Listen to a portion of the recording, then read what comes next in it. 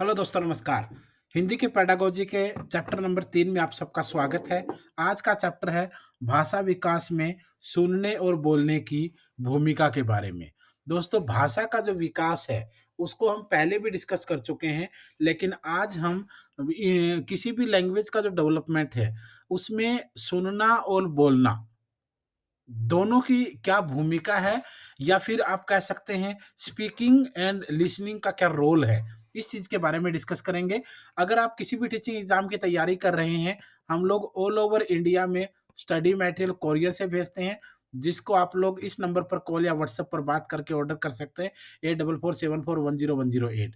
और अगर आपको पीडीएफ चाहिए, तो वीडियो के डिस्क्रिप्शन में सभी प्रकार की पीडीएफ हैं, उनको जाकर डाउनलोड कर लीजिए। शुरू करते हैं आज के चैप्टर को। भाषा विकास में सुनने की भूमिका क्या है? भाषा विकास में सुनना एक बहुत महत्वपूर्ण भूमिका है। जीवन के प्रारंभ से ही शिशु माँ की ध्वनियों को सुनता है तथा धीरे-धीरे उन शब्दों को बोलना सीखता है। सुनना भाषा विकास का पहला चरण है, या ये क्वेश्चन पूछा जाता है कि सुनना जो है वो भाषा विकास का कौन-सा चरण है? पहला चरण है। भाषा विकास में सुनने की भूमिका इस तरीके से है, जैसे नंबर 1, शुद्ध उच्चारण करने में। सुनना एक स्वाभाविक प्रक्रिया है। इसके माध्यम से बच्चों में शुद्ध उच्चारण करने के कौशल का विकास होता है। सुनने के माध्यम से ही बच्चा बोलने में आने वाले उच्चारण संबंधी अशुद्धियों को दूर करने में सफल हो पाता है, जिसके परिणाम स्वरूप उसके भाषा संबंधी कौशल में निखार आता है। क्योंकि जब तक हम किसी चीज़ को सही से सुनेंगे नहीं, तब तक उसका उच्चारण भी सही से नहीं करेंगे। और अगर हम किसी चीज़ को सही तरीके से सुनेंगे, तभी उसका सही उच्चारण जो है, वो पॉसिबल हो पाएगा। दूसरा पॉइंट है शब्द भंडार में वृद्धि। सुनने के माध्यम से एक बच्चे के शब्दकोश में वृद्धि होती है, जिसके माध्यम से उसके भाषा विकास में वृद्धि होती है। ये भी सही है, क्योंकि अगर हम किसी चीज़ को सही तरीके से सुनेंगे, तो हमारा शब्दकोश बढ़ेगा। हमारी जो डिक्शनरी है, हमारा जो वर्ड भंडार है, वो बढ़ेगा और हमें ज़्यादा से ज़्यादा वर्ड जो हैं याद रहेंगे। तीसरा है महत्वपूर्ण जानकारी प्राप्त करने में। सुनने के माध्यम से एक बालक को समाज, व्यवहार, जीवन आदि से संबंधित उपयोगी जानकारी मिलती है, क्योंकि जब किसी चीज़ को हम सही के तरीके से सुनते हैं, तो उसकी महत्वपूर्ण जानकारी या उसकी सही सटीक जानकारी हमें मिलती है। चौथा है दूसरों की अभिव्यक्तियों को ग्रहण करने में। सुनना एक ऐसी प्रक्रिया है जिसके माध्यम से एक बालक दूसरे के भाव, विचारों, अनुभव जैसी अभिव्यक्तियों को ग्रहण करता है। यही अभिव्यक्तियाँ उसमें कौशल का विकास करती हैं। और पाँचवाँ है ध्वनियों का विभेदीकरण करने में। सुनना ध्वनियों के विभेदीकरण करने का सबसे अच्छा माध्यम है। इसके द्वारा बालक विभिन्न प्रकार की ध्वनियों के मध्य अंतर करना सीखता है, जिससे उसमें श्रवण कौशल का विकास भी होता है। भाषा कौशल में बोलने की पहले अब तो हमने पहले पहले हमने पढ़ी सुनने की क्या भूमिका है। अब हम बोलने की भूमिका देखते हैं। बोलना भाषा विकास का सेकंड चरण है, दूसरा चरण, दूसरा सेकंड स्टेज है। भाषा के माध्यम से बोलने का अर्थ है जब हम किसी के सामने अपने भाव एवं विचार मौखिक भाषा के माध्यम से अभिव्यक्त करते हैं, तो हमारी ये क्रिया बोलना कहलाती है। भाव एवं विचार बोलने के आवश्यक तत्व हैं। भाषा विकास में बोलने की भूमिका बहुत महत्व रखती है। इस तरीके से देखिए आप, जैसे नंबर 1, बच्चों में सुनकर प्राप्त किए गए ज्ञान का मूल्यांकन करने में। बोलना एक ऐसी प्रक्रिया है जिसके माध्यम से छात्रों में सुनकर प्राप्त किए गए ज्ञान का मूल्यांकन करने में मदद मिलती है।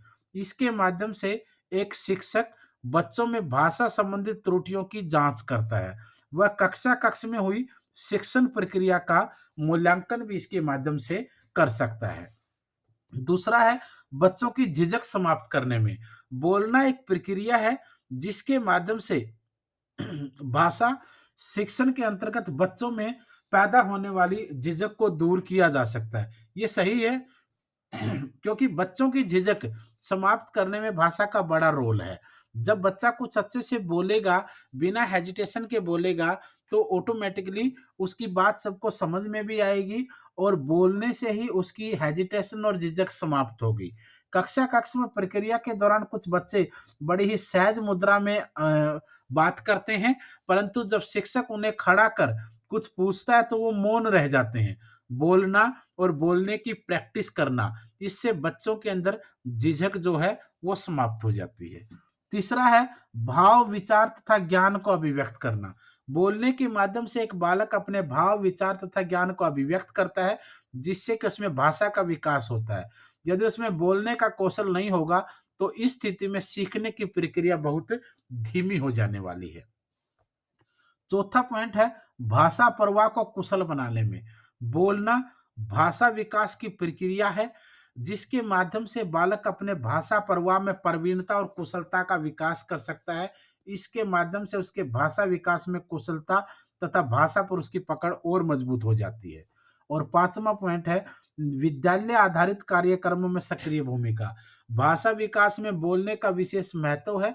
बालक की बोलने की क्षमता ही उसे विद्यालय के विभिन्न कार्यक्रमों जैसे भाषण, वाद विवाद प्रतियोगिता, प्रश्नोत्तरी आदि में सक्रिय भूमिका निभाने को प्रेरित करती है, जो उसके भाषा विकास में एक महत्वपूर्ण भूमिका निभाते हैं। ये भी सही है। अब बात करते हैं भाषा के कार्यों के बारे में। भाषा के कारण ही मनुष्य का विकास हुआ है।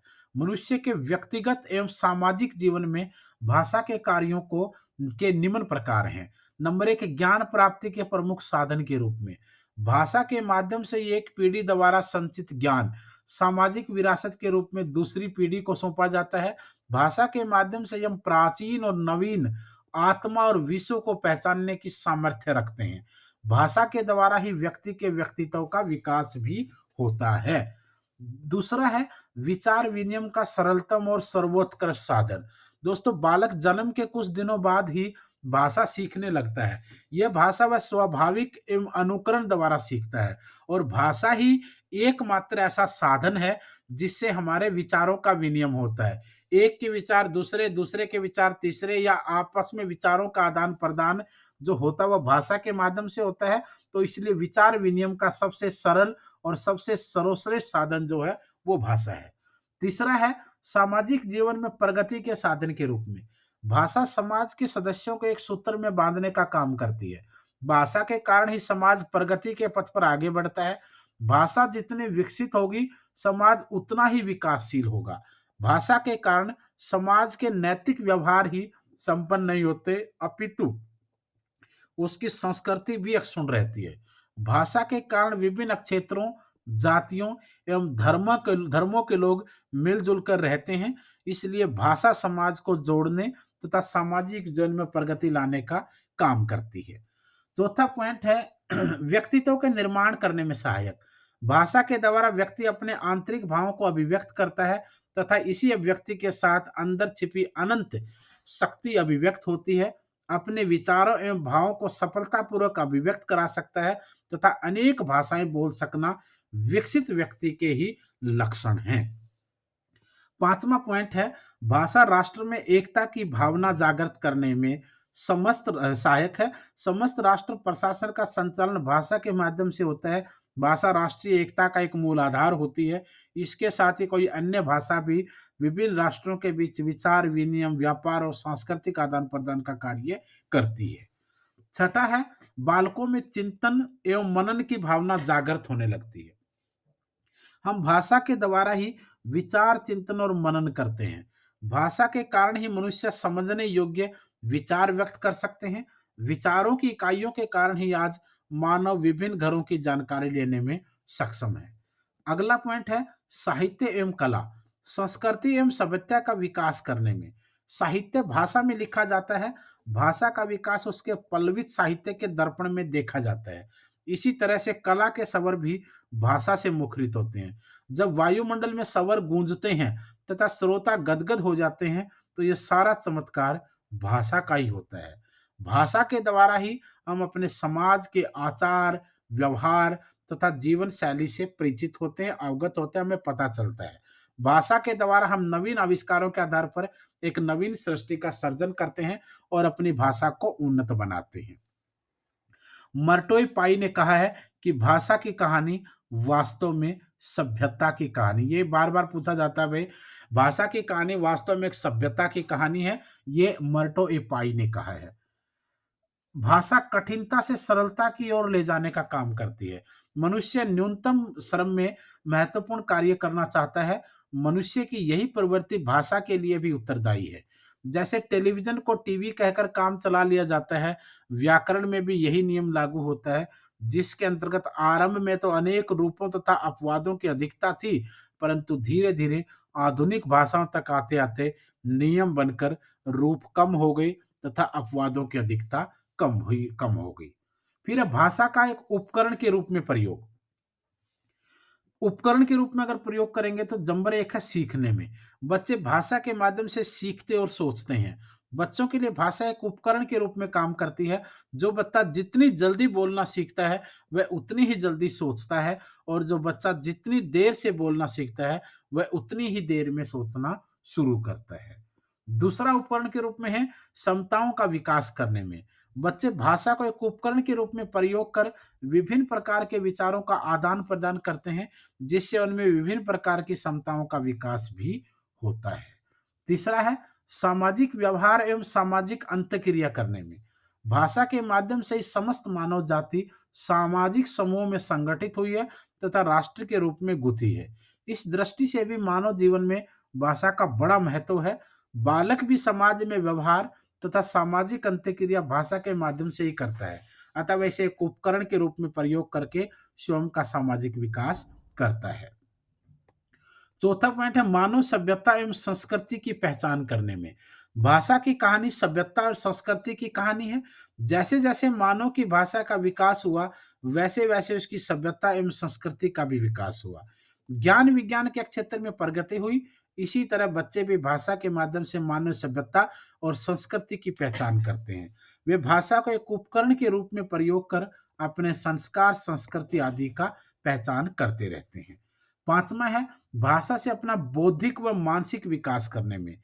विचार शक्ति के अभाव में मनुष्य का मानविक विचार शक्ति के अभाव में मनुष्य का जो बौद्धिक और मानसिक विकास है वह असंभव है, क्योंकि विचार और भाषा का परस्पर अटूट संबंध है। विचार से भाषा का जन्म होता है तथा भाषा विचारों की जन्मदाता है।